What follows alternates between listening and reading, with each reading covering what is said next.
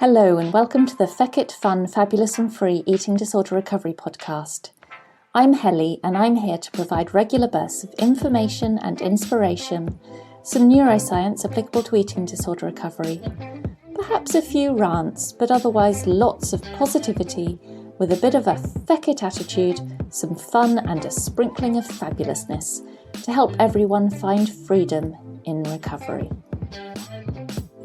Good day, and welcome back to this episode of the Feck It Fun, Fabulous and Free Eating Disorder Recovery podcast with me, Helly, the person who talks about eating disorders and my take on them, which is that they are a form of addiction, an addiction to the state of energy deficit.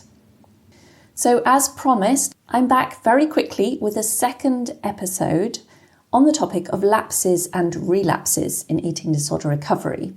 I'm going to be making 3 episodes on this topic, and the first one was released just a few days ago, and that was about what the difference is between a lapse, a relapse, and a prelapse, and what's happening in your brain to create those responses, those urges to go back to the eating disorder. So this is the second episode in the series, and as I say, there will be a third episode, which hopefully will be out in a few more days.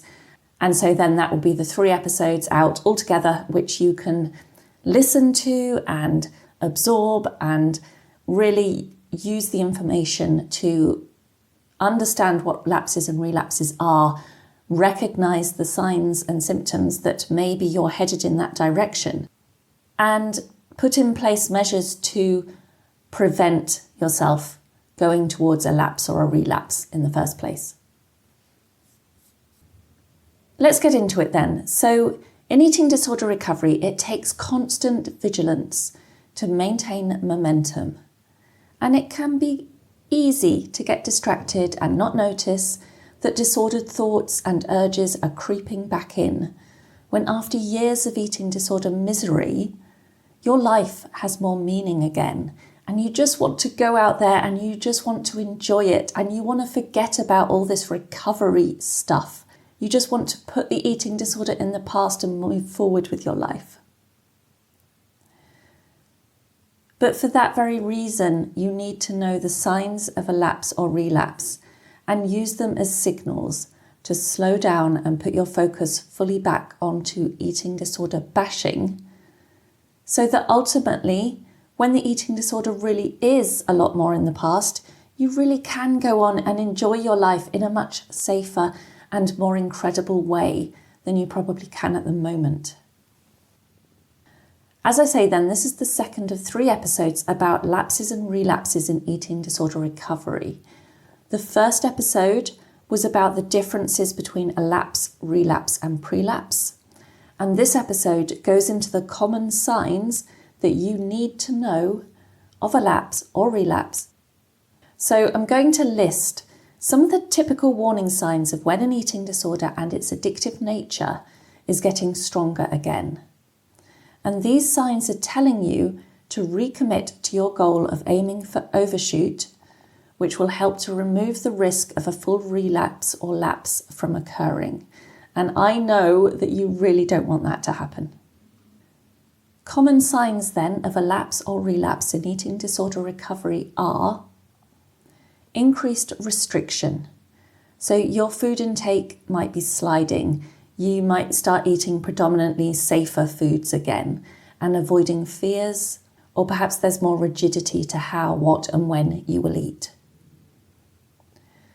An escalating number of thoughts and urges that relate to your eating, exercise or other compensatory behaviours. Generally feeling overwhelmed by things that you have to do or events in your life, whether they involve bashing the eating disorder or not. Just that general feeling of overwhelm that, oh no, I've got to go shopping today and suddenly that feels really overwhelming. Or I've got to deal with these emails and that just feels too much, when usually they'd be things that you could just take in your stride. It could be worsening body image, so an increase in thoughts about or focus on your body shape and weight. Maybe you're having urges to weigh yourself, particularly if that's been something that's been compulsive in your past. A stronger fear of weight gain and becoming increasingly attracted to the thought of weight loss. Or if it's gone too far, maybe you've already got signs of weight loss that also give you a sense of achievement or reward. An increasing need for control, commonly control with your food intake, but with other aspects of your life as well, or maybe trying to control aspects of other people's lives. It could be you're isolating yourself more from others in ways that you just don't when you're well. Maybe there's a rise in negative thought patterns, negative self-talk, or emotions. Or conversely to that, maybe you've got an increased feeling of numbness or calmness that also feels quite welcome. You might recognize a return of the starvation high, that feeling of being invincible and able to fly through life and do things at 1,000,000 miles an hour in ways that other people just can't, and that make you feel so much more superior to them in ways that you'd never admit, but are there hiding away deep down. Physically, perhaps you're starting to feel a lot colder again, when you're eating well and when your body is emerging from energy deficit, you feel quite warm or even hot a lot of the time. Perhaps you're starting to notice an increased sense of despair with your life and the future. Or maybe you're being more irritable and losing touch with the ability to find pleasure and fun. It could be you've noticed an increased focus on numbers, whether related to weight, calories, macros, steps, or anything else. Perhaps you're getting a growing need to control your money spending, or stronger urges to save money, and an increased feeling of guilt over spending even small amounts. And that results from the scarcity mindset. And I've done an episode on the scarcity mindset and what causes it back in earlier episodes, so go back and listen to that if you haven't already. Maybe you're noticing it's much harder to sit down, or you've just got an increased lower level movement and those urges to just keep doing, keep standing, keep cleaning, keep on the go in some way. Perhaps you're getting those little sneaky thoughts starting to come in to take up strength training, take up bodybuilding, maybe go and do some yoga or Pilates, and these little sneaky thoughts that weren't there before are suddenly just starting to hover in the background or show up in unexpected ways. It might be you're getting more food thoughts, which is also known as mental hunger, and that's reducing your concentration elsewhere. Or maybe you're getting lower physical appetite and an increased anxiety about physical hunger. You might also be noticing an increase in binge eating episodes, if that's something that impacts you.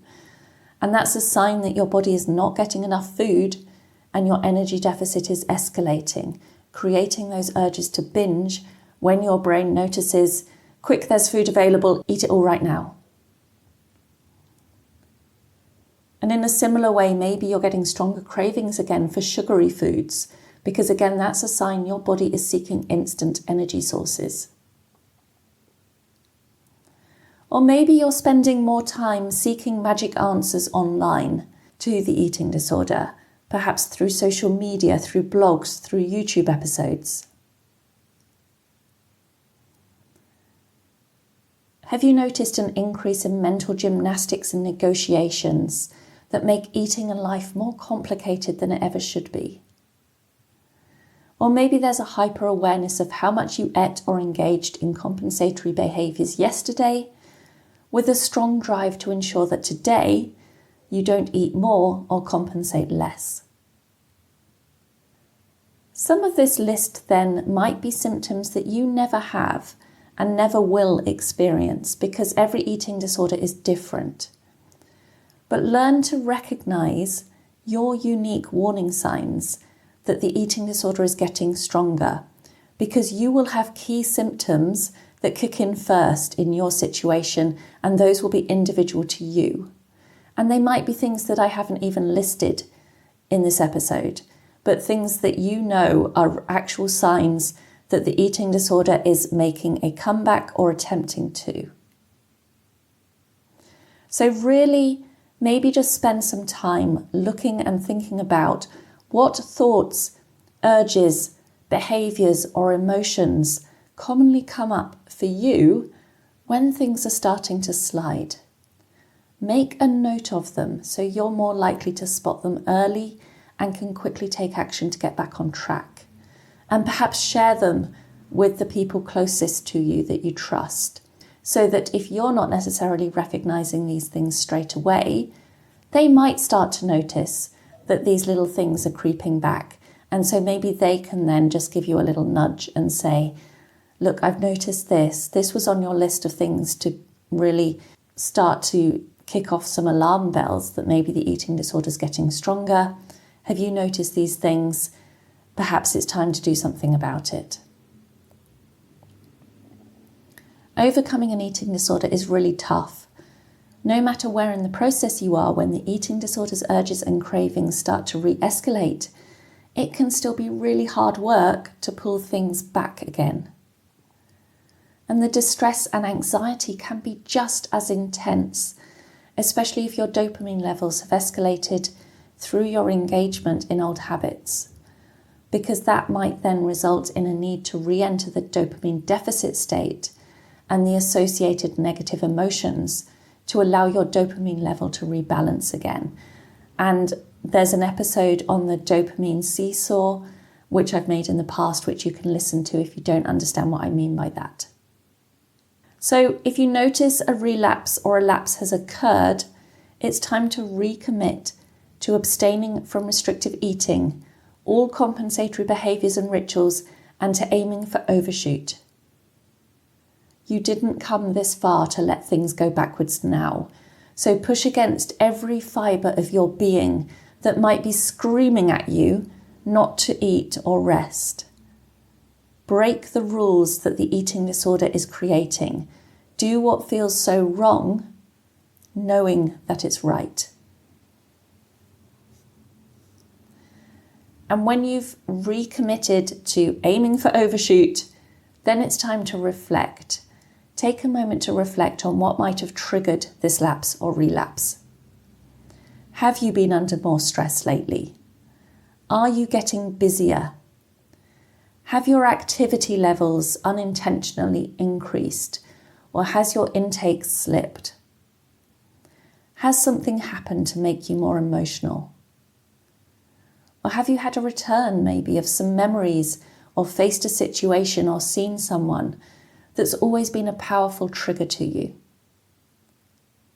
Try to work out the cause of this lapse so that you can establish how to protect against the same thing happening in your future. So in the next episode, I'm going to cover how to prevent a relapse and achieve your very best chance of long-term success at overcoming an eating disorder. And just a heads up on that, continuing to aim for overshoot is absolutely critical.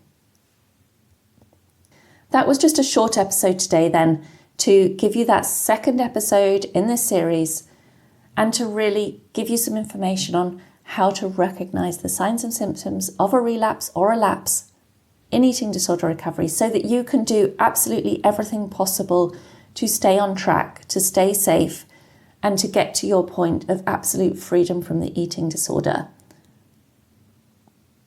I know that it's not easy, but I have every confidence that you can and you will get there. Keep eating well, keep staying strong, and go and grab a ton of food right now. I'll speak to you very soon again. But in the meantime, have a perfectly happy day. Bye-bye. Thank you for listening to the Feck It Fun, Fabulous and Free Eating Disorder Recovery podcast. Don't forget, eating disorder recovery doesn't have to be boring and doesn't have to be serious. Now go and grab yourself some food and have a fabulous rest of the day.